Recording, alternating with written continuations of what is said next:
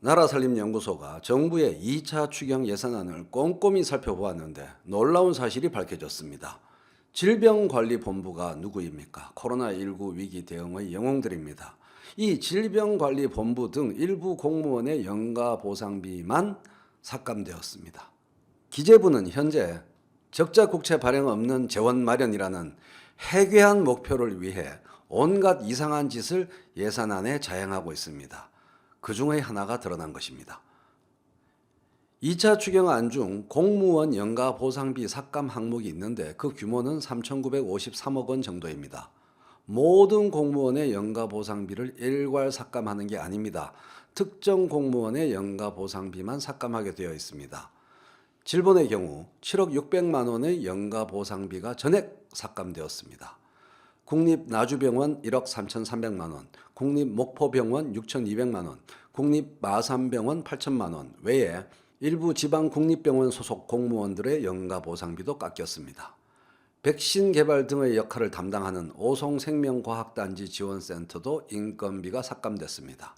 보건복지부 38억 2,700만 원, 국방부 1,758억 3,500만 원 등 일부 정부 부처도 연가 보상비 삭감 대상에 포함되었습니다. 반면 청와대와 국회, 국무조정실 및 인사혁신처 등의 삭감액은 0원으로 연가 보상비가 전액 그대로 유지되었습니다.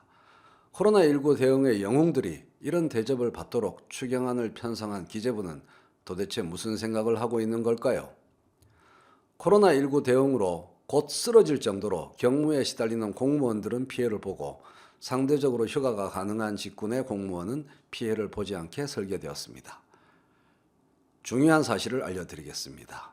기재부가 재정 건전성 40%에 목을 매는 이유가 있습니다. 재정 건전성 유령을 받들어 모시면 이런 식으로 기재부는 정부 각 부처에 대해서 무소불위의 권력을 휘두를 수 있습니다.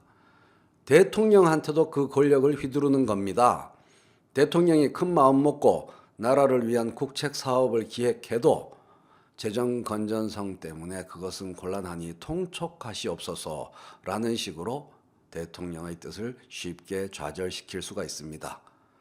다른 정부 부처들은 예산 때문에 기재부 눈치를 보게 되어 있습니다. 대한민국 전체가 기재부의 눈치를 보도록 설계되어 있습니다. 재정 건전성은 기재부의 절대 반지입니다.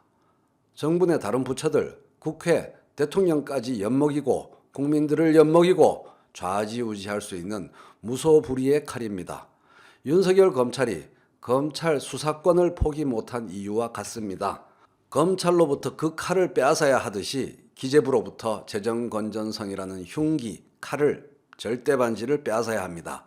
그러지 않으면 코로나19 위기 대응의 영웅들을 이렇게 푸대접하고 자영업자들과 취약계층 구제에 있어서 한없이 느린 대응으로 이들이 쓰러지는 것을 방치하는 그러한 기재부의 전횡을 막을 방법이 없습니다.